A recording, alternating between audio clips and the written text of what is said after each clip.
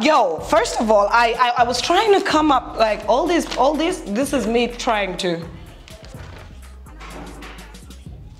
When you're shooting at your friend's place and he's just a dickhead, really? I've been trying to find a way where I could start from the past 2 months and all the things that have gone on, and I don't even have where to start from. Like, hey, Jesus is the Lord. A lot has happened. First of all, let's start with the second wave of COVID that hit Uganda. I'm like, why do they call it a second wave? What was the first one?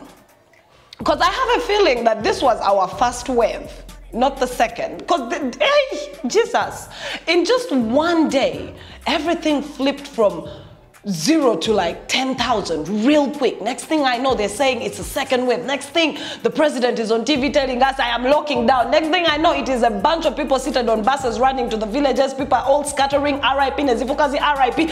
Hey, hey, UG.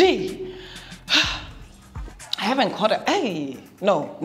A lot did go down. I have to say that because it was the scariest time I have been in this country. It was just sad that you could wake up in the morning and all the WhatsApp statuses on your phone were RIP. I'm like, did we even know there was a pandemic in the first place as a country? Did we? Because, I mean, 2020 was not like this. Yes, we got our first case and locked down this whole shit. And now the second wave, we're like, what is going on? And you know those questions we kept asking of, do you know somebody who knows somebody that has the Rona? Oh, this second wave didn't come to play. All of us know somebody who had the Rona. God damn it, we all kind of got the Rona. Don't even ask me. Because for me, I think COVID is not just the disease.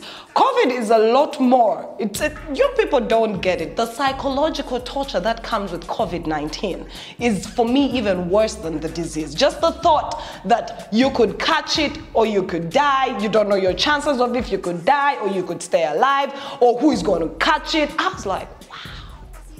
And y'all want to wonder why I stayed away for these 2 months. My mental state wasn't right. You'd be lying to yourself if you said your mental state was okay. You would be lying. I'm not going to lie. I won't bullshit you. I was a wreck. I was a major wreck. And then my boy Ibra caught the Rona and I was like, oh shit. Oh shit. He pulled through though. He good. I'm not with him today, but he's good. I'm just saying, yo, a lot happened. A lot happened. So as we were still trying to understand that it is a second wave, that the pandemic is actually finally hitting us home, bubinyo, like it's real. In comes my government with the bullshit. You know, I told you whenever shit gets too much for me, I laugh. How do we even start it off? Just the fact that the government allowed people 3 days to go to the villages when we had community cases by the number, when they had announced that, yep, it's happening, the hospitals are full, they gave us 3 days. In those 3 days, we also footage of people going on 2 buses, fighting to sit on a bus to go to the villages. And in my head, I was sitting there asking, like, who does planning for this country? What do these ministries think? How are you going to send students and all these people from Kampala to go to the villages, the same villages that you don't help equip with good hospitals or medicine or oxygen? So basically, we sent disease to our old people, our vulnerable people, during a time when the government is actually showing us they don't give 2 shits. Just classic. Very classic. And then after that, we kept seeing cumulative cases. The cases kept going up and I'm like, oh, ain't that some bull?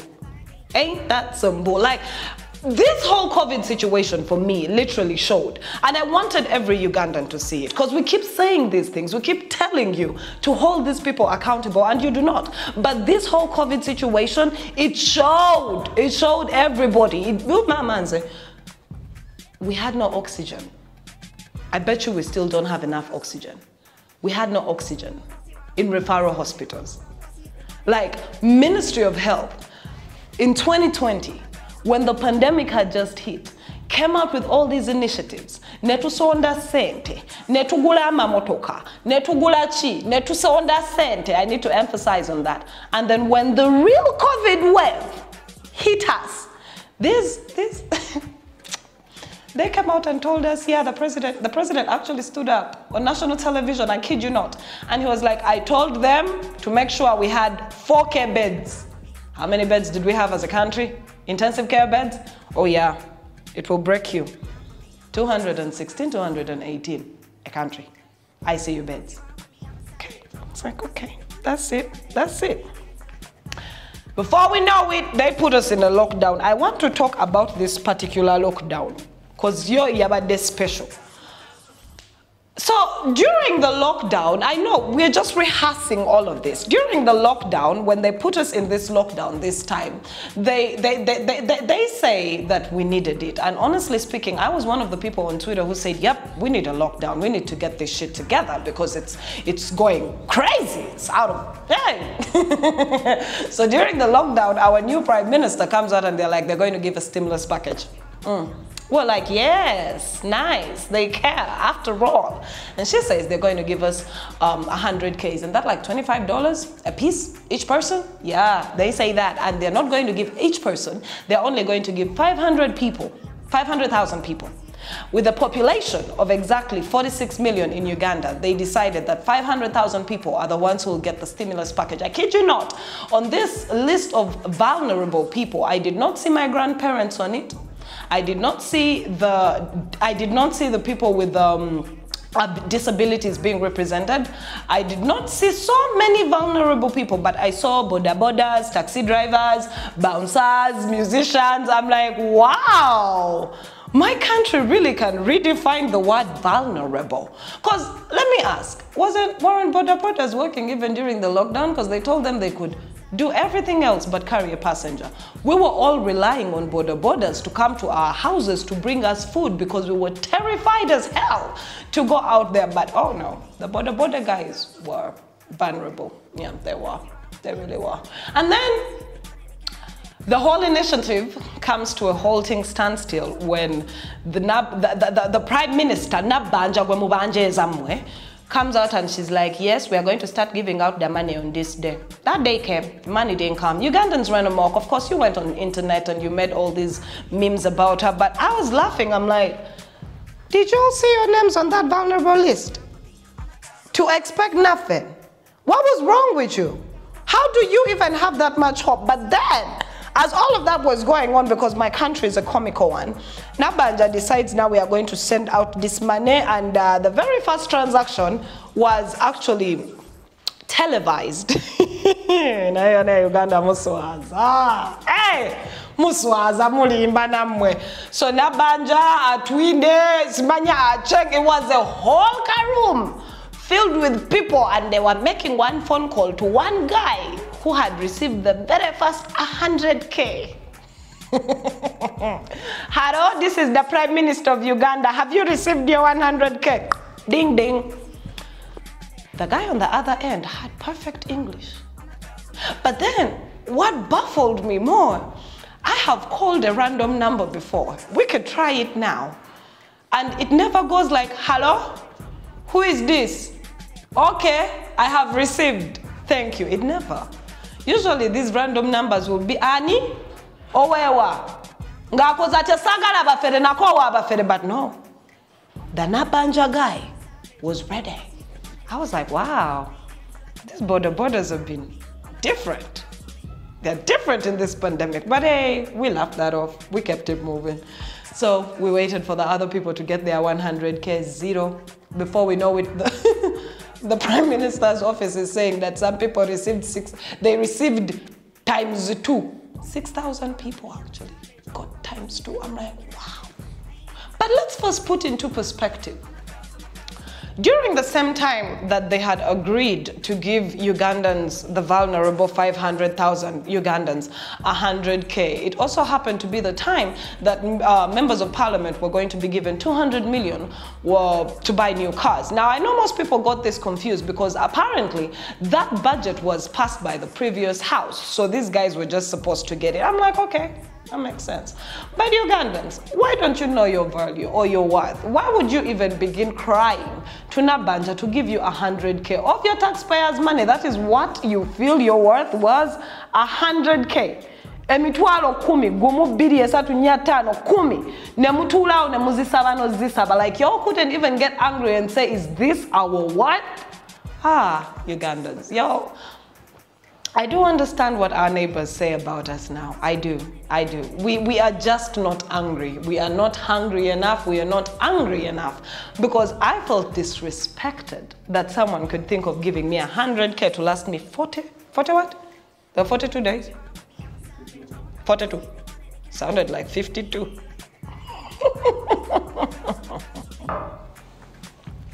But anyway, that went on when we are trying to find out how many of the 500,000 people got this money. Bameka bazifuna.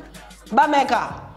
Not a damn single border guy I knew from my constituency got that money. Not one single vulnerable person from my constituency that I know got that damn money. But the government had the audacity to come out and tell us, well, you see, there was a problem with how we sent this money between the banks and the mobile money carrier. And you failed to deliver food and masks, and you expected us to hold our breath for 100K? Are you kidding me, Uganda?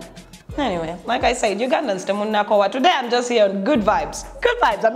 I'm not even going to hold you up for that. So anyway, that whole drama happened. But as we were still going through that, have we forgotten that in this lockdown is when we found out that 800 Ugandans had been vaccinated with water? But like, that wasn't even bad enough. The government comes out and says, we told you where to get the vaccines. If you went elsewhere, not our problem. That's on you. It's not on us. I'm like, okay. Let's ask. When they're giving these vaccines, who's in charge of disposing of whatever is used for the vaccines? Because according to the ministry, they say this person got the AstraZeneca vials and they resealed them and made them look kawa. I'm like, okay, that makes sense. They resealed them. That's smart. It's good. But my question is, who is in charge of disposing them off? That's the guy we wanted to first talk to. The guy who took them to be disposed of. That guy. But again, it's my country. We can't say much, you know. And they just said, okay, if you know you got that among the 800, it's okay. Go get your second shot. We are sure it is water. I'm like, only in my country. That also went down in this lockdown. Like, yo, I kid you not. I can't even bring up all the scenarios of things that happened within this lockdown. Chansukako to a point. I sat and watched. I couldn't say none. I was just like, wow. Uganda is, you know what, I even brought some of this ish down. I need to go through it because, yeah. Of course, yes, the LDUs were back. They were given more power. This time they came back with a vengeance. They were killing. Yeah, they were not beating you with batons, bullets. I saw a story of them killing a child and I was like, okay, that too. Now, that aside, at Nabanja's 100K, I want to understand how this government put us in a lockdown but forgot to also lock down rent, taxes, utilities, all that shit. Y'all forgot we still use them even when we are home. Nah, URL was sending us messages to file our taxes in the middle of it. Uganda.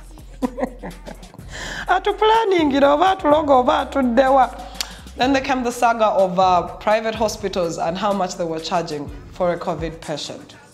Do I blame them? No. Who do I blame? This messed up system. We've been saying these things forever.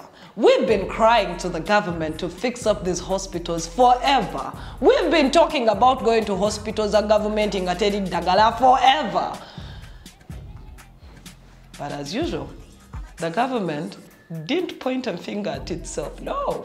They turned around and they're like, you guys are bad for charging these Ugandans this much. You are bad. Hey! If satire was a country to Veneyo. Anyway, the hospital bill situation actually really did grow out of control and they ended up having to sit a committee that decided to regulate how much they're charging. Where did that conversation die out? from? Are we still charging close to 15 mil? Are we, like, all of a sudden it got out of the news that we are charging this much for a COVID patient per day. What happened? Y'all made do with it? Government hospitals came through? See, Uganda is a country that moves too fast. Too fast. It's too fast, it's too furious, just like the movies. Hey, to get a muscle. Ministry of Health also came out during the same lockdown and told us that the money we collected in 2020 for COVID-19 was actually still intact when Ugandans decided to attack Atwine and Acheng on the fact that we had no oxygen, we had very bad hospital situations, and it was a bloody pandemic rolled out, full blast, like hakuna muchezo. What did Diana Atwine and Acheng do? Oh, Atwine was just on every platform telling everyone, stop calling me a thief. What's another name for a thief? Hey, Jacob, what's another name for a thief? I'm just trying to find a polite name for a thief. If you don't want us to call you a thief, I mean, we can come up with some names. But anyway, she and her posse and cronies maintained their innocence, and their innocence was really maintained to a point that they came out and told us that all the monies that were collected during the 2020 give-ins and donations is still intact, and what they're going to do with it, I kid you fucking not. They are going to procure cars. I need to understand. Now this one, work with me, Uganda. What is the connection or the relationship between Uganda government officials and double cabins and pickups? Cars. It doesn't matter where or what situation, whether it's COVID or whether it is people in Bududa dying, they'll be like, now we need some cars in order to monitor. It could be something as, it could be an avalanche. And my government will say, we need some cars. It could be something as weird as a zombie apocalypse. And we need an antidote for the zombies. And they'll be like, no, what we need is some cars. What is wrong with this country and cars? Anyway, Ministry of Health tells us 29 billion still intact. They're going to buy cars. Before we know it, boom, boom, boom. Because we have called them out so loudly and so very, very, very ferociously. They tell us they bought the cars. We're like, oh, wow, they actually saw this bullshit through at a freaking time when we need ICU beds, at a freaking time when we need oxygen plants. They went through and procured them cars. But this is not even the fine part. Before I can fast forward, but let me fast forward. Those same cars that were procured cannot be used because they need 9 billion shillings to clear taxes in order for them to be used. What subject does that fall under? Economics, planning, accounting? Which one is it? Because how do you tell me you finna buy you some cars worth 29 billion shillings and you forget that for the cars to be able to work, there's taxes to be? Man, this country, anyway. They came out and they said the money is intact. She says, stop calling her thief. We are looking for a new name for her. That also happened, you know? Now, as all of that was going on, yo, I have never felt that much heartbreak like I felt during that time when the whole COVID funds and how money was mismanaged and misappropriated came to light. There has never been a perfect time for Ugandans to stand up and say, F this, we want out, we want better, but hey, we are still here smiling and making memes, aren't we? The reports came out from the IGG. The reports came out. They made it to the news. I was watching NTV. I like to give credit where it's due. So I was watching NTV's Panorama, and they broke down that money and how much of it was misappropriated and mismanaged. And I was at home seated like, how? Why? How? Abana Uganda, njagala mbabulire eno government ebba.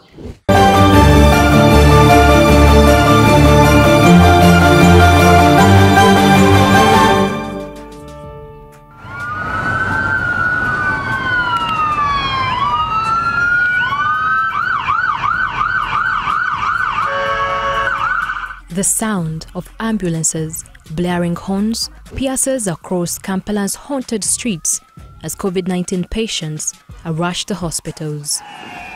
The ambulances are scarce and many critically ill patients require properly equipped ambulances.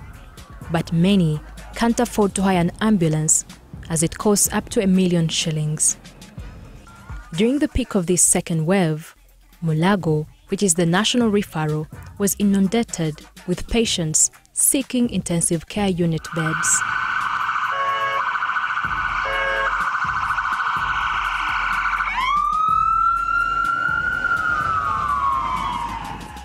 New referrals were routed to Mandela National Stadium at Nambole, fitted with a capacity of 1,300 standard beds. At this Mulago mortuary, the stench of death permeated the precinct for 2 weeks. With the restrictions on burying victims of the virus, mortuary attendants could be seen recommending grief-stricken relatives contacts to funeral service firms who had camped at hospital mortuaries. In the first wave, we were admitting all cases, mild, moderate, severe, all were admitted. In the second wave, we are only admitting severe and critical. But also the overwhelming numbers of critical cases was not expected because no country could predict the cause of a variant in the country. Uganda's COVID-19 response in its early days received global plaudits when the country, whose health workforce has immense experience in dealing with pandemics, registered a few cases as the regime enforced stringent lockdown measures. Earlier in 2020, when the country registered its first case on March 21st, followed by a few community cases, government imposed a lockdown to buy ample time to prepare the ground adequately, to plan, procure vital equipment and equip the weak health system long ignored by policymakers who had a special fund that enabled them to seek treatment either at private facilities or routinely fly abroad. During the first wave, the number of patients gradually slowed as hospital beds were freed. With the declining numbers, the public knew that the country was out of the woods. In a year which coincided with party internal elections, some warned that to be able to combat the spread of the pandemic, the general polls in 2021 should be postponed. But during high-octane campaigns to elect party flag bearers and later parliamentary and presidential campaigns, large crowds gathered to listen to politicians without observing safety measures like wearing a mask. There are fears that by the end of polling on January 14, 2021, these events had worsened the spread of the virus. By the time President Museveni imposed the second lockdown on June 18th to contain the resurgence in the COVID-19 caseload, the virus had burrowed deep into communities, including in the countryside. At the beginning of the second wave, almost every old person that we admitted at a center here gave a history of attending a burial. Most of them would say, I went for a burial, whatever, and 1 or 2 weeks down the line they admitted here with severe COVID-19. So that is one area where this virus sort of went through the region of Teso. The second wave further placed the country's ailing health system into a chokehold as patients suffered from new deadly strains of the virus, including Delta, which is highly transmissible. Between late May and the first 3 weeks of June, the country registered the highest number of cases in a single day, 1,259 or 17% positivity. With the public health facilities overwhelmed, desperate caretakers and patients turned to private health facilities, which charged exorbitant prices. Unethical conduct and lack of compassion was the order of the day as hospitals across the city detained bodies of patients whose relatives failed to clear bills. So how did the country find itself engulfed in this COVID-19 maelstrom? The first lockdown last year was supposed to provide government with enough time to borrow enough funds and equip its healthcare system. It was also meant to allow health institutions to train specialized nurses to provide care to critically ill COVID-19 patients.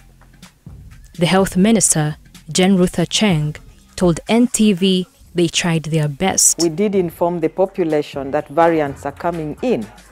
Variants came in through the border points of entry as well as through the airport. If Uganda did not have a mechanism, then we would not have detected that variants are coming in. However, even after we announced that variants are in the country, and within a period of 2 to 3 months, we will see an upsurge in cases, many people did not take heed. There was very low following of the standard operating procedures. Oxygen, one of the key components in treating acute COVID-19 cases, became scarce and in other instances commoditized, way too costly for ordinary majority Ugandans.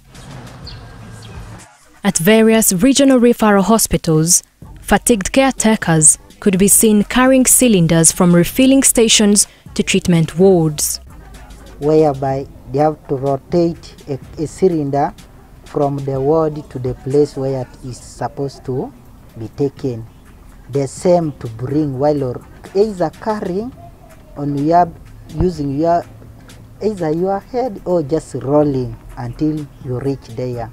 That is one of the challenges that we are seeing. Inside treatment wards, the situation was mostly frightening as patients fought for their dear lives. Investigations by NTV show the situation got dire, especially at night when several health workers were resting or many were off their shift. It was further worsened by the few critical care nurses who work in ICUs. This is the view of Dr. John Wilson Etolu, the head of the COVID-19 treatment unit at Soroti Regional Referral Hospital. Each of every patient that came out of an ambulance needed oxygen. And it came at a time when oxygen was also very difficult to come by. We didn't have enough oxygen for all of them.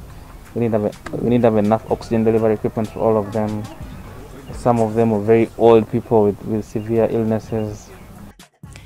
Between the first lockdown in March 2020 to June 2021, the Health Ministry received funding from the World Bank, Global Fund, Gavi, among others, amounting to 750 billion shillings, of which 617 billion shillings, or 82%, had been spent by March 31st, 2021. Of the 750 billion shillings, government's component was 240 billion shillings, of which 22 billion shillings was spent on procurement of face masks and 594 million shillings on distributing them, 35 billion shillings on procurement of ICU beds and accessories, 29 billion shillings on procurement of test kits and reagents, and 22 billion shillings as allowances for health workers, among others.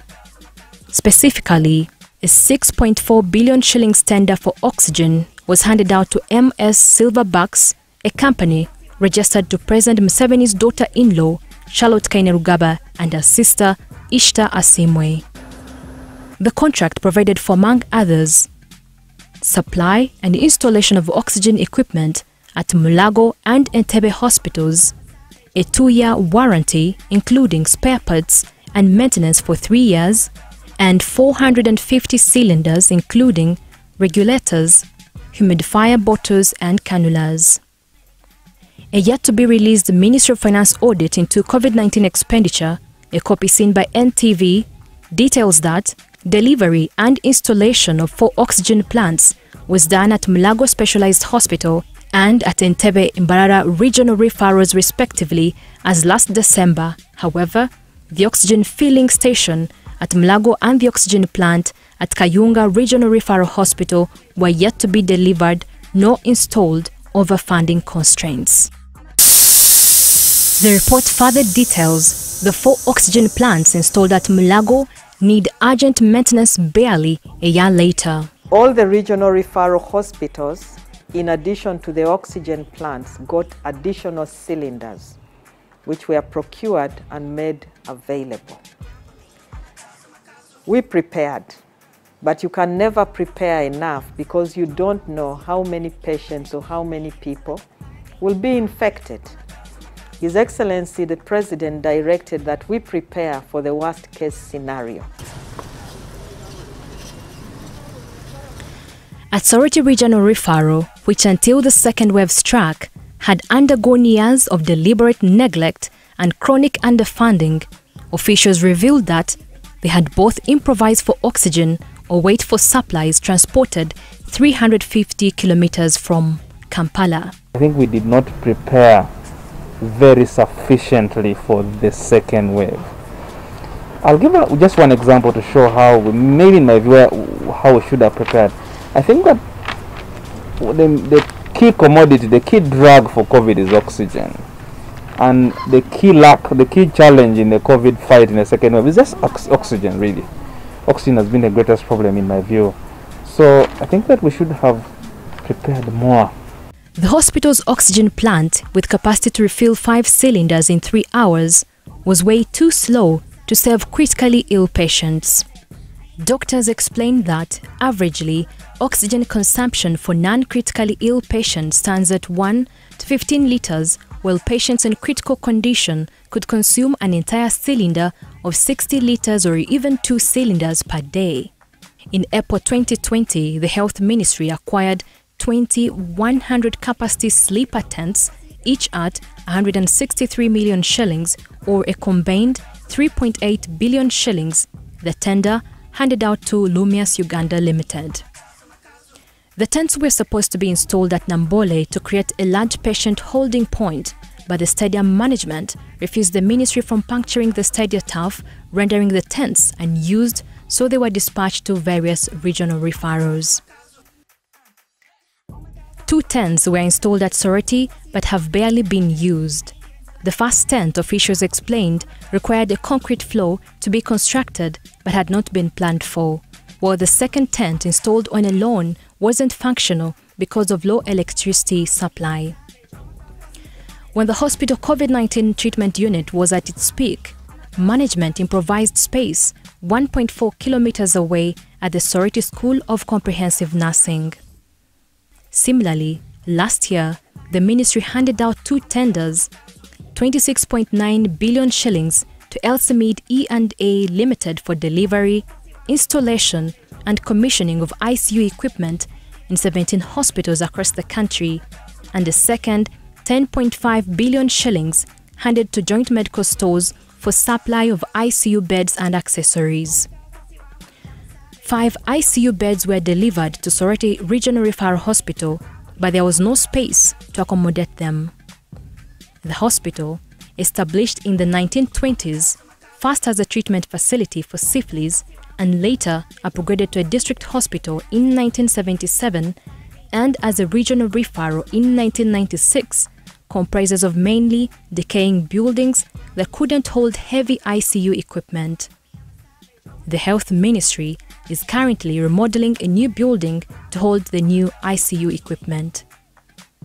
But after delivery of 5 ICU beds and the associated equipment, it also dawned on management that they did not have intensivists, certified physicians who provide special care for critically ill patients in ICU. When the second wave worsened, the hospital sent 12 nurses for training at Mulago, due to return later this month. On the day we visited the hospital, we found several supplies dispatched by the Health Ministry, including beds and mattresses outside the COVID-19 treatment unit, as there is no space to accommodate them while officials try to prepare the 2 tents dispatched last year. According to the finance report, as of January 31, 2021, some 1,497 out of 1,553, that is 96.4% pieces of equipment procured had been delivered to the respective recipient facilities, and 85% of the installations done by both Elsamid and joint medical stores. These included, among others, blood gas analyzers, defibrillators, suction and infusion pumps, nebulizers, mobile X-rays, oxygen concentrators, weighing scales, portable ultrasounds, patient trolleys, ventilators and ICU beds. By January and February 2021, the report shows the laboratory equipment such as blood gas analyzers supplied by Elsamid Limited was not working, while equipment delivered at Soroti and Lacho Hospital in Gulu did not work at all, and one delivered to Gulu Regional Referral Hospital worked for less than 48 hours. The equipment had flaws related to sensors, temperature failures, and frozen screens, among other issues. However, the Health Ministry told the report authors that these flaws had been fixed in March, save for the Soroti Regional Referral Hospital. At Soroti Regional Referral Hospital, the report shows, and doctors lamented about the lack of uninterrupted power supply, which affected functionality of blood gas analyzers. This intermittent power supply, despite the country's hydrogeneration capacity, resulted into the death of patients in ICU, including at the Mulago COVID-19 unit. The report further details that joint medical stores supplied inferior equipment, which the organization denied. In a statement to NTV, Joint Medical Stores Executive Director Dr. Bildad Baguma said, and I quote, "They supplied high-quality equipment in line with the specifications shared by Ministry of Health, in addition to, among other, sale packages, including 3-year manufacturer's warranty, covering spares and labor, and lifetime free equipment service and repair package for all the medical equipment." At the northeastern tip of the country, at Moroto Regional Referral Hospital, the COVID-19 focal person for the Karamoja sub-region, Dr. Moses Okwir's story parallels with the counterpart in Soroti. I know the second wave kind of caught us slightly unaware. We detected mostly through testing. So it had found that we were reluctant in some of the areas. The hospital is also grappling with a shortage of frontline health workers amidst a surge in patient numbers. Because generally this place is lacking specialists, that is something that is known. So in our COVID treatment unit, the ICU, we lack the intensivists. So that is the challenge we have. Then the normal human resource, the one we had in the first wave, we are still pretty much working with them.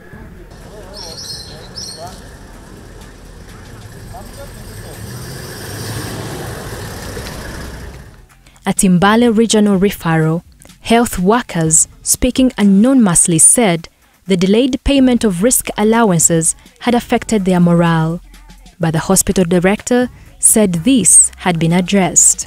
Yes, it is true. They had taken long without getting their allowances, but their allowances were compiled.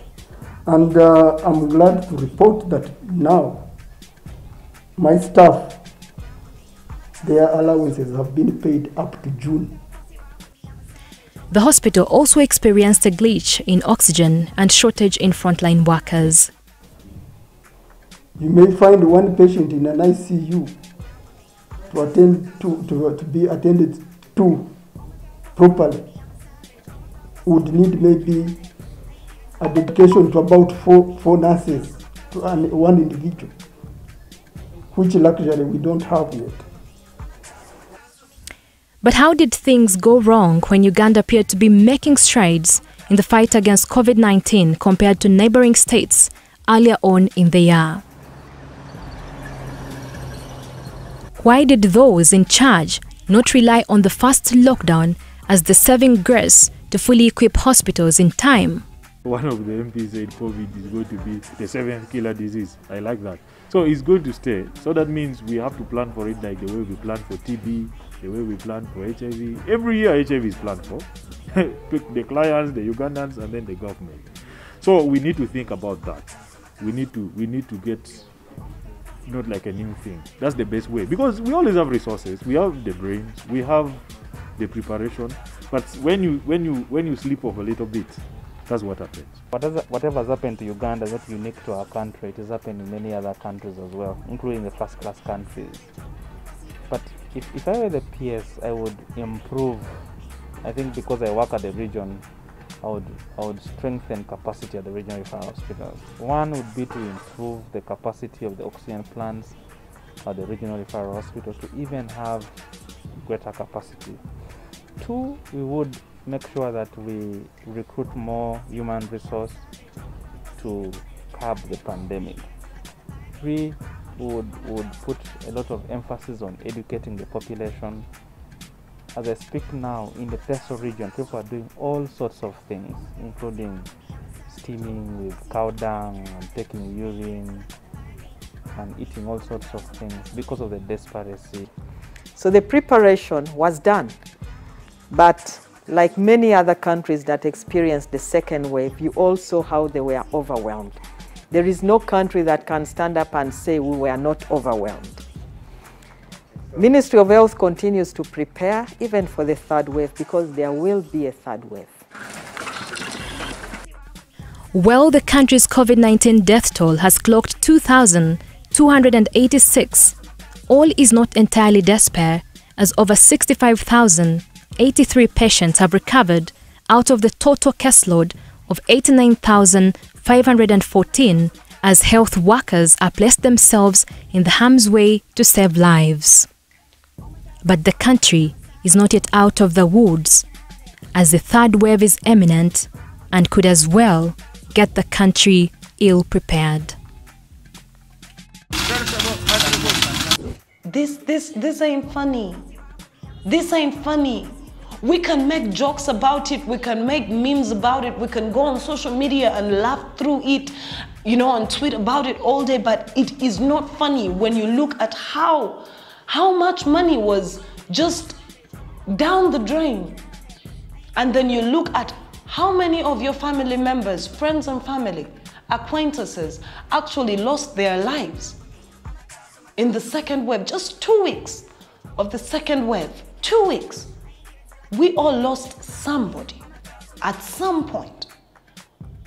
And the reports come out that all this money was mismanaged, and it goes down to understanding that we actually lost people due to negligence.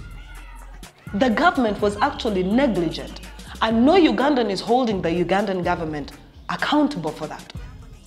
Because how do you explain to me that you have a sick person, they show up to a hospital, a government hospital, and in that hospital, they tell them there is no oxygen.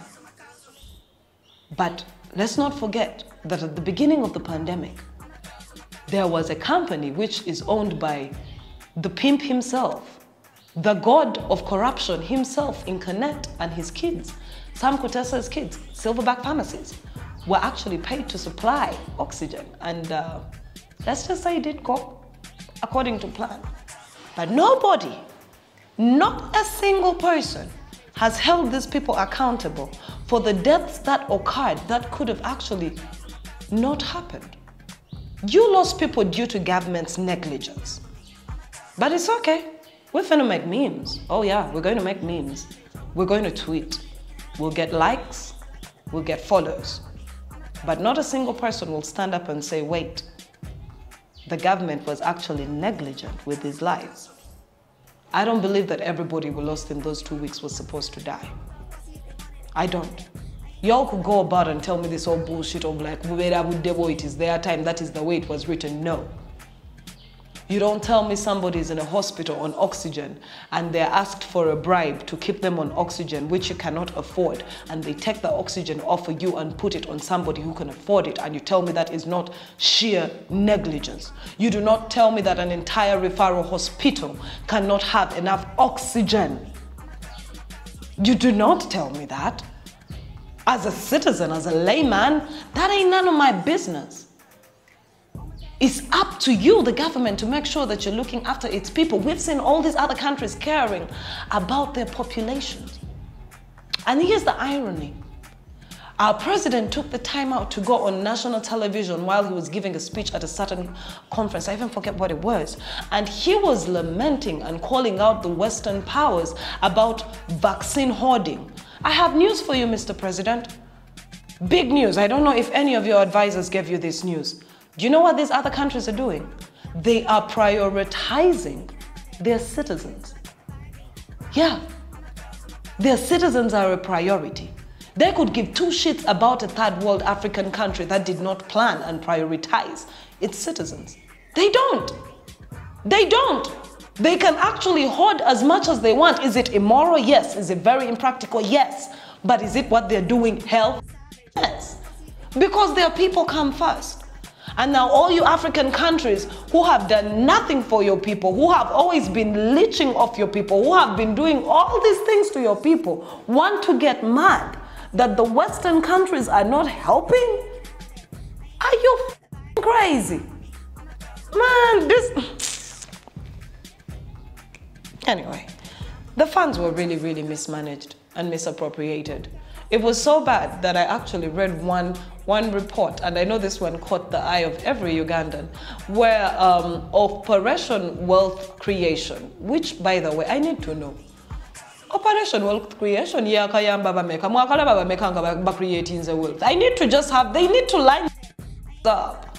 Yeah. They need to be like, is an again, Operation Wealth Creation, in a vampire and tandy, quackati and zoo, non the wealthy. Baliwa.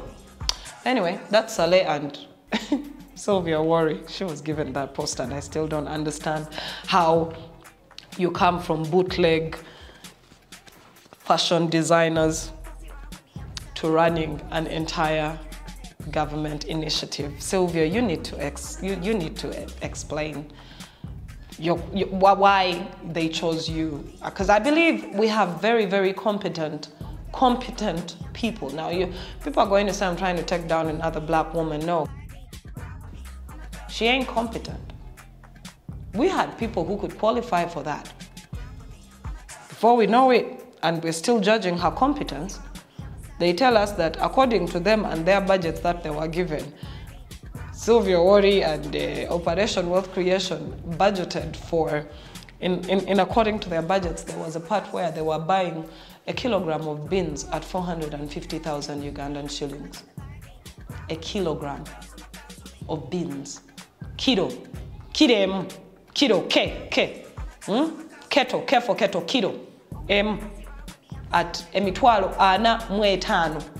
Ana mwetano. Sigambye enkumi nnya mu bitano. Emitwalo ana mwetano. Let me say that in English. 450,000 Ugandan shillings is the amount they budgeted for to buy a kilogram of beans. Operation Wealth Creation. Oh, you're creating wealth. It's just not for the right people.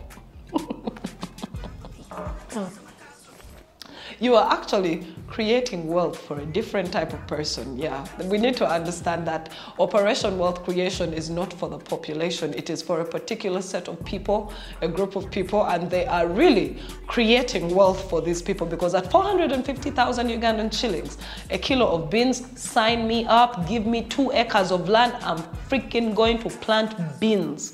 That is millionaire status right there. Every kilo of beans on 2 acres, do you know how much money that could be? Oh well, they did that too. And did all of you notice that during this whole hullabaloo and, you know, all this mess, Atwine was front row and center, but Ruth Acheng was on the lawn. Like Mwamukube Migo, Mwamulise Migo Minji, Acheng was flying under the radar. She wasn't even afraid to call out her name. But anyway, all of that went down during this same wave. This wave, really, it made you naked. Yabambula. Mwali bukunyanga muzunganga abasezi b'ekiro. Uganda government, but not just the Ugandan government. I dare I say it, but it's been, and this is going to sound off, but you all know I say off things. I say things that make people uncomfortable. It's really been good that COVID-19 actually finally came to Africa. Because you know, at first we were holding on to this bullshit of like, Africa is the chosen country, COVID ya bazungu, si afe. How are you feeling now? Can you have that conversation again? But here's the best part why I like that Africa actually got the COVID. It exposed all your governments, not just Uganda, not just in Kenya, not just all African governments. Oh, it exposed we know you're incompetent on a regular basis, but you see, COVID came out to show you that we know, that we know you're incompetent as government.